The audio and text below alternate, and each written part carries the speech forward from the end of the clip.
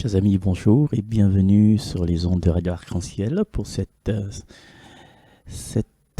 séquence de partage de la lecture d'aujourd'hui. Aujourd'hui, nous sommes le 30 décembre et je voudrais remercier toute la communauté de Mayotte, Notre-Dame de Fatima, la paroisse Saint-Michel-Archange pour leur accueil, les moments passés, le partage, et je remercie également mon épouse pour m'avoir conduit sur ce chemin-là.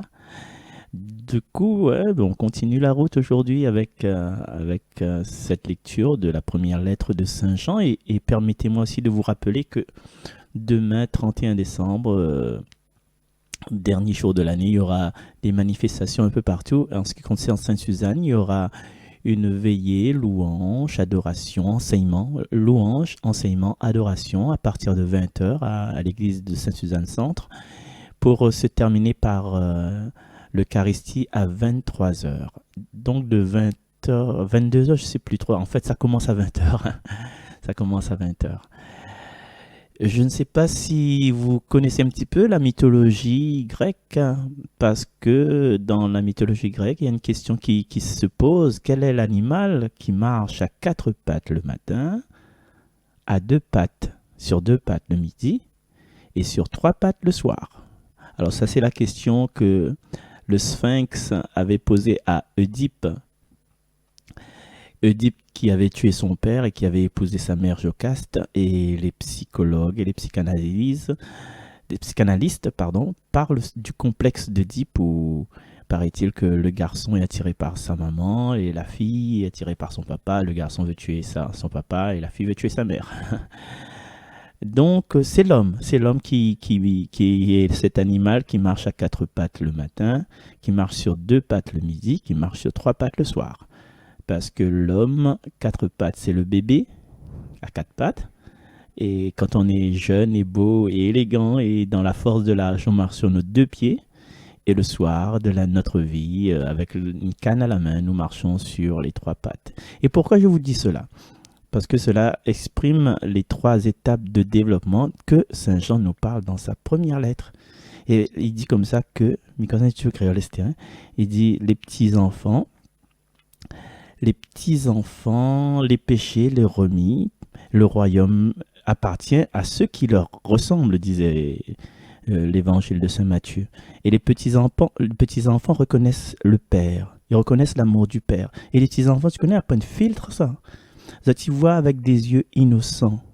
Et nous, grand moun, nous l'obligés réfère à nous d'expérience, de comparaison. Déjà, quand on crée qu'un petit marmaille, le petit marmaille, il boude un petit peu, mais après, tout de suite après, il revient d'autres bras. Tandis que la une petite dispute d'autres familles, d'autres couples, il ne revient pas dans le bras tout de suite, c'est dans, attends, il réfléchit, un mois et demi, voilà, nous recommence à parler à peine, mais tandis que le petit marmaille, au grand, il revient tout de suite. Parce que le petit marmaille, il voit que le bonheur. Et déjà, quand un ballon il traverse la route, le petit marmaille il voit seulement le ballon, il quoi derrière. Et nous, Gramoun, nous regarde à droite ou à gauche, si après un danger y arrive. Et dans l'élan de notre foi, nous sommes comme ça aussi, nous sommes comme ça aussi. Et dans la confiance, le petit marmaille court dans le bras de son papa. Mais nous, Gramoun, nous connaissons que c'est un père aimant, nous connaissons que le Dieu le Père va nous du bien, mais nous n'ose pas courir dans son bras. Il y a deux fois, des messieurs, par exemple, il prend micro, voilà, il prend micro dans une soirée et il dit à son madame, par exemple, il dit Chantal, je t'aime, tu es la femme de ma vie. Et il prend micro, devant tout le monde. Et le petit femme, hey, arrête, ou pareil, maman, tu vois. Mais non, c'est son cœur qui dit ça. Et nous, avec notre référence d'éducation, de cloisonnement, il faut faire comme ça, il ne faut pas faire comme si, dans le cadre. Et le pauvre Boug, dans son élan, il est coupé, il est frustré. Après, combien de temps il va redire Chantal, je t'aime. Il n'osera plus dire jusqu'à toute la vie parce qu'il a peur en fin de compte. Et dans ce texte aussi, il parle aussi des jeunes gens. Et Saint Jean écrit que c'est des personnes qui traversent des tourments, que la lutte et la sorte vainqueur du mal, du malin. Et l'adolescence, tu vois, depuis la nuit des temps, c'est toujours une période que nous regardons d'un combat contre le mauvais. L'adolescence, c'est le temps des tentations, c'est le temps, ben, on a fait la pousse, regarde, sur le boulevard, on aura une petite taf, on a essayé de quitter la tanne. Et ça, les rares retrouve ça chez des enfants de 3 4 ans ou bien chez des grands mondes de 78 ans. Donc tout ça, c'est les tentations du monde.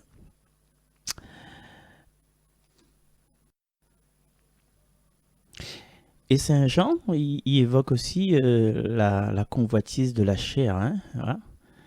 Attends, mais à moi, il rajoute la convoitise de la chair sans respect ni amour. Aime la viande, rôde seulement la viande.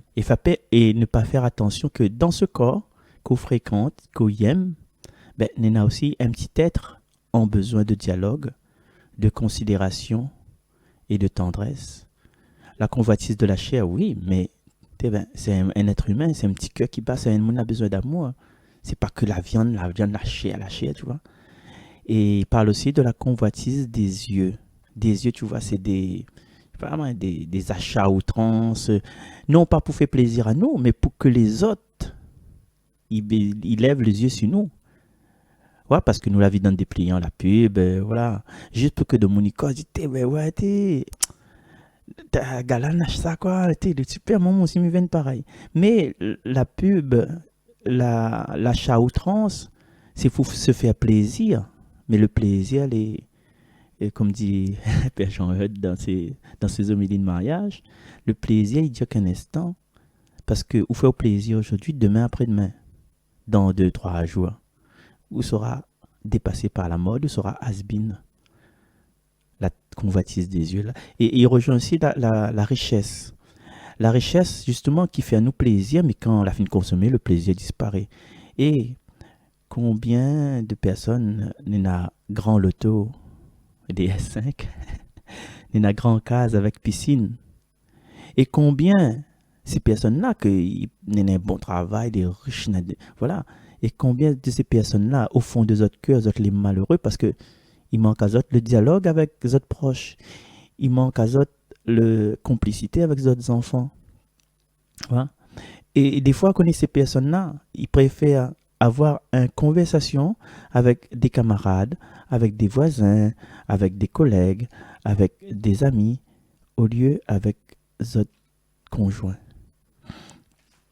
Tout ça pour dire aux autres que l'important, c'est pas dans ce que nous essayons de faire, mais l'importance, comme Saint Jean dit, c'est de faire la volonté de Dieu pour que Dieu demeure toujours en nous.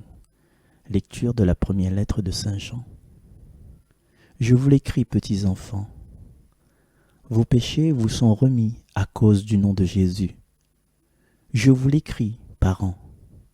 Vous connaissez celui qui existe depuis le commencement. Je vous l'écris, jeunes gens. Vous avez vaincu le mauvais. Je vous l'ai écrit, enfants. Vous connaissez le Père. Je vous l'ai écrit, parents. Vous connaissez celui qui existe depuis le commencement. Je vous l'ai écrit, jeunes gens. Vous êtes forts. La parole de Dieu demeure en vous. Vous avez vaincu le mauvais. N'aimez pas le monde, ni ce qui est dans le monde. Si quelqu'un aime le monde, l'amour du Père n'est pas en lui.